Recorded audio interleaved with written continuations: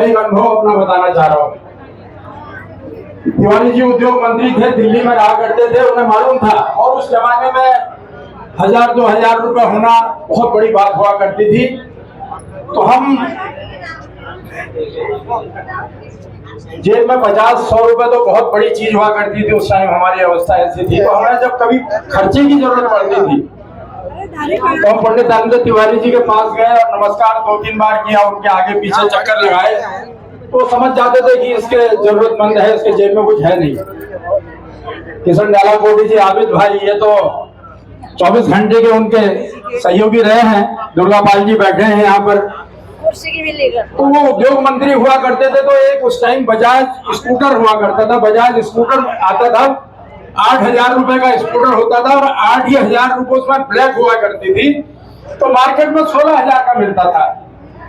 तो तिवारी जी चुपचाप जब हम उनके पास गए तो हमने हाथ जोड़े और 2-3 बार नमस्कार किया, तो समझे उन्होंने बगल में उनके जो ओएसडी वहां पर शर्मा जी हुआ करते थे, उनको इशारा करते थे कि देखो इसकी तरफ। तो एक स्कूटर की पर्ची चुपचाप हमारे जेब में डल जाती थी।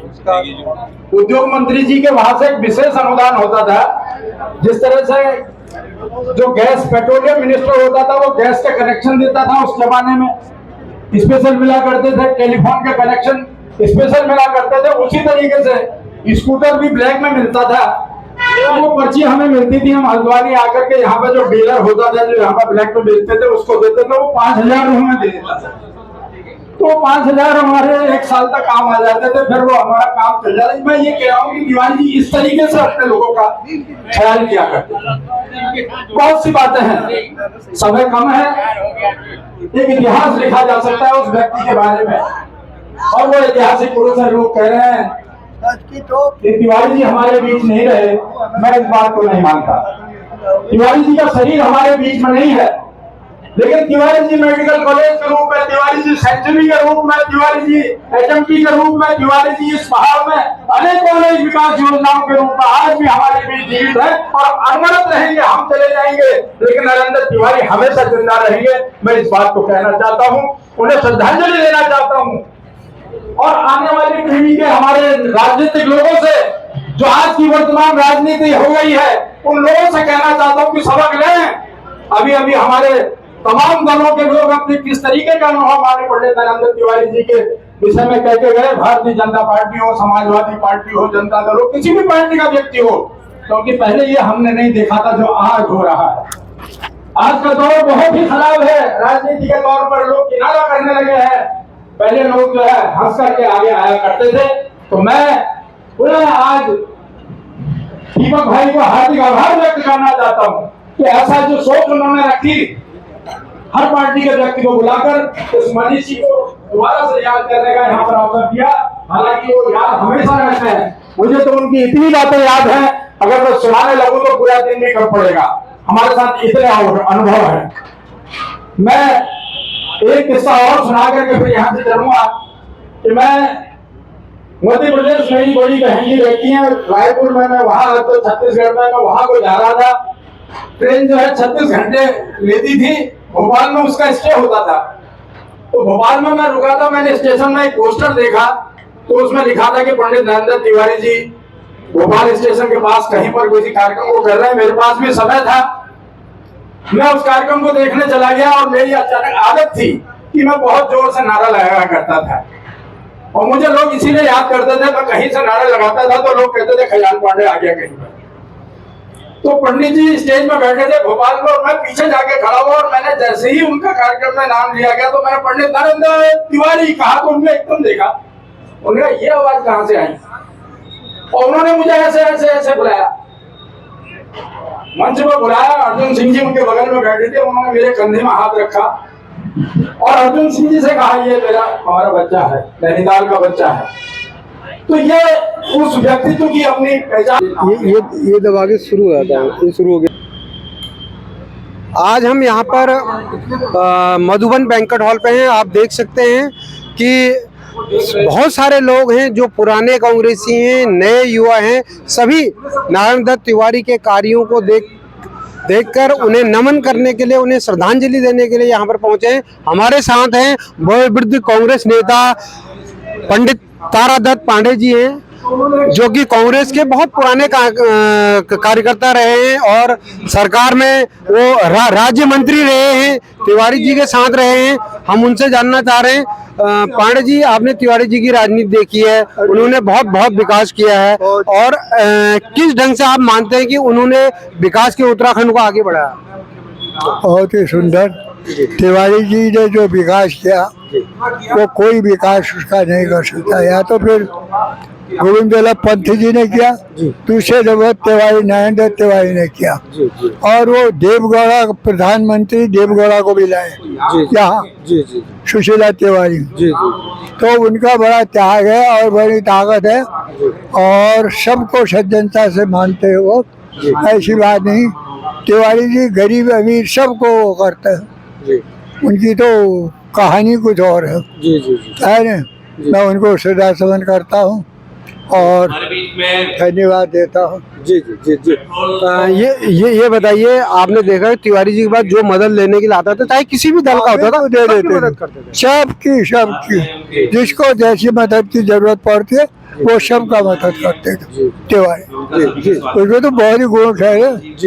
और ये समझो सुबह से शाम के 11-12 बजे तक वो विकास के लोगों से मिला करती थी, विकास के समय। लोगों ने कहा है तो मैं कुछ शायद ऐसी बात कहना चाहूँगा जो कि थोड़ा स्वाद बदल देगा आपका। थोड़ा सा लाइट कम हो नहीं। तिवारी जी के जन्म और पुण्यतिथि के अवसर पर यहाँ पर काफ़ी लोग श्रद्धांजलि देने पहुँचे हैं।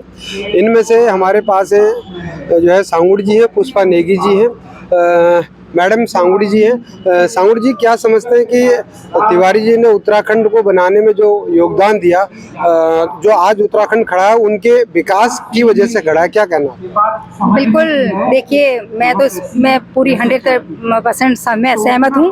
तिवारी जी जैसे व्यक्ति बिरले ही पैदा होते हैं जिन्होंने दलगत राजनीति से उठ के पूरे समाज के लिए एक काम किया, और इस उत्तराखंड के लिए तो विशेष रूप से सिडकुल की स्थापना यहाँ पर उन्होंने की। हरिद्वार में जाके देखिए, पूरा नोएडा भी उन्हीं की देन है। और एक गरीब परिवार से ताल्लुक रखने वाले व्यक्ति, न उनके पास संसाधन थे, न उनके पास पढ़ने की सुविधाएं थी, उसके बावजूद भी उन्होंने अपने एक विद्वान व्यक्ति वो थे, उन्होंने इलाहाबाद यूनिवर्सिटी में जाके शिक्षा दीक्षा अपनी ग्रहण करी। मैंने तो हम लोग तो बहुत छोटे हुआ करते थे, और मेरे ससुराल में उनका एक बहुत ज़्यादा घनिष्ठता थी। मेरे ससुर जी स्वर्गीय मोतीराम सांगुड़ी जी भी विधायक थे और उनके साथ ही राजनीति में सक्रिय थे।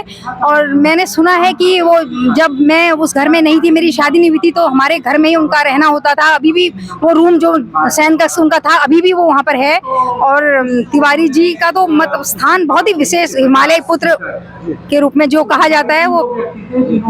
पुष्पा जी, आप कांग्रेस की महिला में काफी पदों में रही है, आपने देखा है तिवारी जी के विकास को, देखा है तिवारी जी को जो है लोग हमेशा सहायता के लिए पुकारते हैं, सहायता करते थे, क्या कहना है उनके बारे में?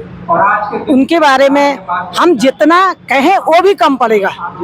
सागर में गागर वाला स्थिति है, उनने यूपी से लेके वो दो स्टेट के, हमारे यूपी और उत्तराखंड के ऐसे मुख्यमंत्री, दो मतलब जगह से मुख्यमंत्री रहे। ये पहली बार था कि वो 2 स्टेट से रहे और कोई ऐसे रहे नहीं। यहाँ पर हमारे लोकल में उत्तराखंड की बात करें तो HMT है, नीचे हमारा ये हल्दू पेपर मिल है, सेंचुरी, और नीचे रुद्रपुर में सारा पूरा सिडकुल उनने बसाया है, सितारगंज में उनने बसाया। यहाँ के युवाओं को रोजगार मिला, और दिल्ली में, नोएडा में उनने बसाया। मतलब वो जब सेंटर में मंत्री रहे थे तो उस समय भी उनने बहुत जगह काम किया। उत्तराखंड के लिए तो करा ही करा। उत्तराखंड के आज हर घर में उनके नाम से चूल्हा जलता है, इतने लोगों को रोजगार दिया। उनके लिए हम जितना कम कहें, वो विकास पुरुष से, हिमालय पुत्र थे, वो कम होगा। धन्यवाद, उनके हैं, याद करते हैं, और ऐसे विकास पुरुष हमको नहीं लगता अब कभी होगा। धन्यवाद। जिस तरह से तिवारी जी ने किया, अपने से पहले उन्होंने जनता के लिए सोचा, वही हमें आगे करना है। और उसी के साथ मैं आप सभी को बधाई देती हूँ, और दीपक बलूटिया जी और हमारी भाभी गीता बलूटिया जी भी यहाँ पर मौजूद है, आपको भी बधाई देती हूँ। जब हमारी आवश्यकता है, हम आप सभी के साथ हमेशा मौजूद हैं। धन्यवाद। धन्यवाद मीमांसा जी। इसी क्रम में श्री हरेंद्र कोयरा जी जो बहुत समय से बैठे हैं। हितकारी अमीर गरीब का भेद न करते थे सबके हितकारी, उनकी सेवा पहले करते जो होते लाचारी, उनकी सेवा पहले करते जो होते लाचारी। अब देखिए उनकी क्या स्थिति, जिसने 60 साल हुकूमत में रहा उसका घर नहीं था। एक बार मुख्यदारे होते बोले यार तुम भी रहने दो, तुम्हारा ठेका थोड़ी है कोई।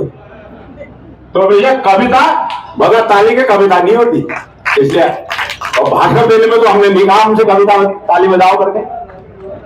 शासन सत्ता द्वार पे उनके निजी नहीं कोई सपना, साधन सत्ता द्वार पे उनके निजी नहीं कोई सपना। 90 वर्ष बीत गए लेकिन घर नहीं कोई अपना, 90 साल बीत गए लेकिन घर नहीं कोई अपना। रात दिन में काम वो करते विकास के पुजारी, रात दिन वो काम करते विकास के पुजारी। प्रदेश को चमकाया जिसने हम सबके उनके आभारी।